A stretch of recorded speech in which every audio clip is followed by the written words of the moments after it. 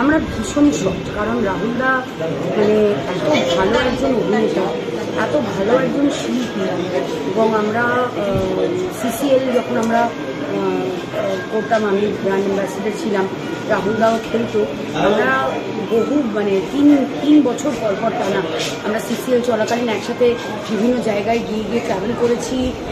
প্রিয়াঙ্কা, রাহুল, এরা তো একদম মানে বন্ধু আমাদের। তো রাহুলদা এই ঘটনাটা মানে আমরা আমরা সত্যিই শকড। মানে এটা ফিল্ম ইন্ডাস্ট্রির অসম্ভব একটা লস। মানে ওনার মতো একজন শিল্পী, ওনার মতো একজন অভিনেতা, এবং আমাদের সাথে একটা সুন্দর মানে ব্যক্তিগত বন্ধুত্বের সম্পর্ক ছিল।